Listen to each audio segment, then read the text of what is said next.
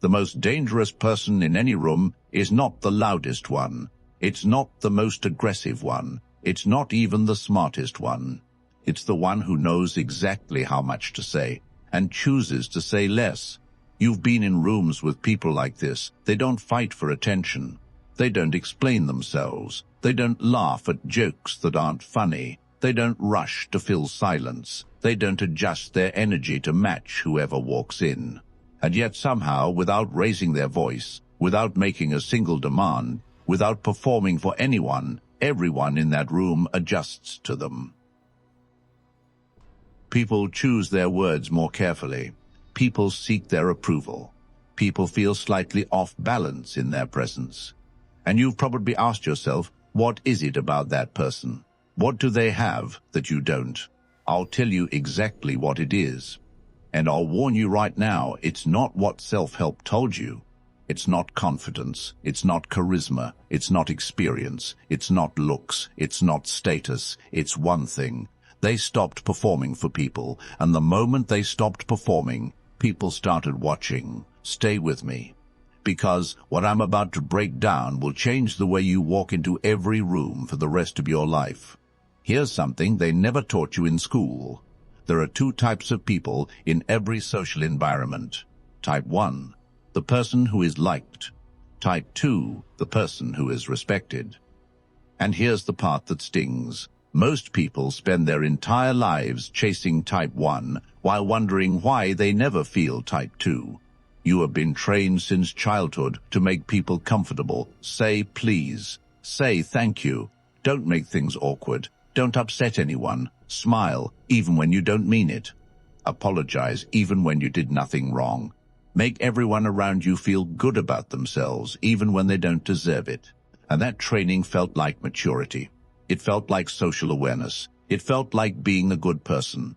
But let me ask you something very honestly. How many times have you bitten your tongue and lost the deal? How many times have you been too understanding and been taken advantage of? How many times have you been the most reasonable person in the room and walked out with the least? How many times have you kept the peace and lost your power? That is not a coincidence. That is a pattern, and patterns can be broken. Today I'm giving you 6 psychological upgrades, not surface-level tips, not motivation speeches, real structural shifts in how you think, speak, move, and position yourself. 6 shifts that separate the people who are liked from the people who are quietly feared and deeply respected. Let's go. There is one behavior that silently destroys more authority than almost anything else, and almost everyone does it every single day. It's over-explaining. Watch what happens when most people make a decision. They don't just state it, they justify it, they defend it before anyone even attacked it. I can't make it to the meeting because I have this thing, and I also needed to handle that situation, and I didn't want to cause any issues, so I thought maybe, stop. Every single word you add beyond the decision itself is a withdrawal from your authority account. When you over-explain, you are unconsciously sending a very clear signal to everyone listening. You are saying, I need your approval to feel okay about my own decision. And people receive that signal. They may not say it out loud, but they register it deeply, and they adjust how they treat you accordingly. Think about the most powerful people you've ever observed. How do they decline something? I can't do that. Not, I'm so sorry, I really wish I could. It's just that I have so much going on, and I genuinely appreciate you thinking of me. But, no, I can't do that. Clean, final, grounded, done. Here's what most people miss the energy behind. Over-explanation is not politeness. It is fear. Fear of being judged. Fear of being misunderstood. Fear of someone's disapproval. And when fear is driving your words, the people around you sense it, even if they cannot name it. They feel the shift in weight. They feel that you're seeking something from them, and that seeking positions you beneath them. Here's the upgrade. State your position, hold it, offer no excess. If someone pushes back, let them push. You don't owe anyone a 10-point breakdown of your reasoning just because they raised an eyebrow. Your decisions don't need a defense attorney. They need a spine. This one is going to challenge everything your instincts tell you. When tension enters a room, what is your instinct? Most people immediately move to dissolve it. They make a joke. They clarify something. They change the subject. They apologize. They laugh nervously and smooth it over. It feels like the right move. It feels emotionally intelligent. But here is what's actually happening underneath. You are robbing yourself of leverage every single time you do it. Because tension is not the enemy. Tension is information. And more importantly, tension is a test. When you rush to relieve tension, you tell everyone watching, I cannot handle discomfort. I need things to feel smooth. I will sacrifice positioning to maintain peace. That is the most expensive trade you will ever make in social dynamics. Strategic individuals don't run from tension. They sit in it. They study it. They allow it to do its job. They allow silence to stretch when silence is more powerful than words. They hold eye contact when most people look away. They allow a disagreement to exist without rushing to resolve it. They breathe while others scramble. Because here is the truth most people never realize. The person who controls emotional temperature in a room controls the room, not the loudest, not the most aggressive, the most grounded. When you can sit comfortably inside a moment that makes everyone else uncomfortable, your status quietly rises without you saying a single word. People start to think, there is something different about this person. They don't need my validation. They're not seeking my approval. They're not afraid of this. And the moment someone stops needing your approval, you start wanting to give it to them.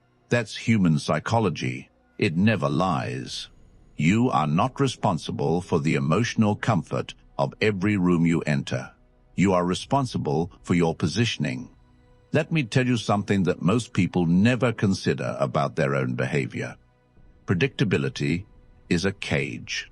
When people can fully predict how you will react, what you will say, where your limits are, how quickly you will forgive, how easily you can be moved, they own you. Not dramatically, not consciously, but quietly. When someone knows exactly how to earn your smile, they know how to manage you. When someone knows you will always forgive quickly, they know they can test your limits again tomorrow. When someone knows you will always explain yourself when challenged, they know how to challenge you whenever it's convenient for them. Your predictability is other people's comfort zone, and other people's comfort zone is built entirely on your limitation. Unpredictability doesn't mean being chaotic. It doesn't mean being emotionally unstable or randomly cold. It means people should never be fully certain what you will do next. Sometimes you respond immediately. Sometimes you respond 3 hours later. Sometimes you're warm and engaged. Sometimes you're professional and measured. Sometimes you forgive easily. Sometimes you don't. That variation creates something extremely powerful. Caution. When people are cautious around you, they measure their words before speaking. When they measure their words, they treat you with more thought and care. When they treat you with more care, that is respect. Not the hollow kind that disappears when it's convenient. The kind where someone genuinely doesn't want to risk losing your engagement. Start introducing variables into your behavior. Start surprising people, not as a manipulation game, as a genuine expression of having standards that others cannot fully map. When you become harder to read, you become impossible to control. There is a law in psychology that almost no one applies to their personal life. What gets rewarded gets repeated. Read that one more time slowly. What gets rewarded gets repeated. Now ask yourself, what have you been rewarding? When someone disrespects you and you immediately engage, respond, argue, defend, you are rewarding that behavior with the most valuable thing you own, your attention. And attention is currency, premium currency. Most people spend it carelessly without even realizing it. They give full emotional investment to people who cross their limits. They give lengthy responses to people who don't deserve them. They give explanations, energy, and time to people who have demonstrated repeatedly they don't respect them. And by doing this, they train people to disrespect them more. because the disrespect worked. It generated a reaction. It confirmed that you can be moved, that you can be shaken. The most powerful move in these situations is counterintuitive: silence. Not angry silence, not dramatic silence, not the silence that screams, "I'm upset." Measured, settled, unbothered stillness. When you stop reacting to behavior that doesn't deserve your reaction, two things happen immediately. First, the other person loses their leverage completely. They expected a response. The response was the go. No response leaves them with nothing to work with. Second, you send a message that is louder than any argument could ever be.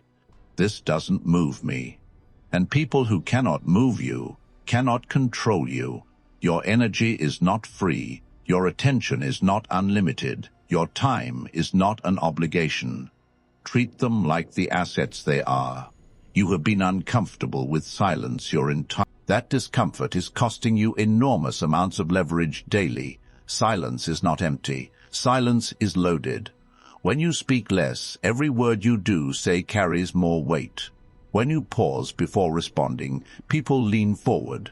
When you allow a question to sit before answering it, you create tension that works entirely in your favor. Think about any negotiation you've ever witnessed or been part of. Two people at the table. One keeps talking, keeps explaining, keeps reassuring, keeps trying to close. The other one sits back, listens, nods slowly, says very little. Who has the power? The quiet one. Every single time. Because silence signals one thing above all else, that you are not desperate. And desperation is the single fastest way to lose leverage in any exchange, any relationship, any room. Silence says, and that signal, whether in business, relationships, conflict, or negotiation, immediately positions you as the stronger party without a single aggressive word. Here is the practical application starting today. When someone asks your price, state it and stop talking completely. When someone challenges your position, state your stance and let silence follow. When someone tries to pressure you into something, breathe and say absolutely nothing. The person who speaks first after tension is almost always the one who blinks first. Don't blink. Silence is not weakness. Silence is dominance in its quietest, most devastating form. Train yourself to be genuinely comfortable in it, and watch how every conversation begins to structure itself around you. Here is the final shift, and it might be the most important one of everything I've said today. Stop chasing, not just in romantic relationships. When you chase someone's attention, you position yourself below them immediately. When you follow up excessively, you broadcast neediness without saying a word. When you initiate every interaction, you advertise that you value them far more than they value you. And perceived value is almost everything in human dynamics. People want what they cannot fully have. Not completely, not in every case. But the principle holds across almost every human interaction. When your attention is freely available to everyone at any moment, it loses its weight entirely. When people know you will always reach out first, they stop reaching out. When people know your door is always open, they stop treating your time as something worth protecting or earning. But when you create real space, genuine space, something profound shifts. They start reaching out. They start wondering about you. They start investing more. This is not manipulation. This is understanding human nature at its core. People pursue what pulls back slightly. They value what doesn't chase. The sun doesn't move toward the planets. The planets move toward the sun. Become the gravitational center. Not by demanding attention, not by performing mystery, but by having something real: standards, direction, depth, purpose that others are naturally drawn toward.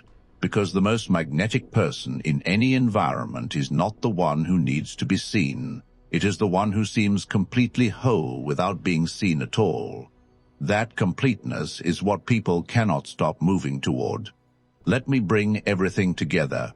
You have just gone through 6 psychological shifts that most people will live their entire lives never understanding, never applying, and never benefiting from. You move from over-explanation to clean authority, from tension, avoidance to tension, from anxious filling of silence to intentional stillness, from chasing validation to becoming magnetic. Now I want to be completely clear about one thing before you walk away from this video. None of this is about becoming cold. None of this is about becoming manipulative or hostile. None of this is about building walls or treating people as objects. This is about something much deeper and much more important. This is about self-respect made visible. When you stop shrinking to keep others comfortable, that is self-respect. When you stop over-explaining your decisions to people who didn't ask, that is self-trust. When you stop chasing people who don't invest back, that is self-protection. The version of you that operates from fear, fear of disapproval, fear of conflict, fear of being disliked, that version keeps you permanently small, not temporarily, permanently. The version of you that operates from grounded, intentional, settled positioning, that version is the one people naturally move toward. Not because you demanded their respect, not because you performed strength for them, but because you genuinely, completely stopped needing their validation.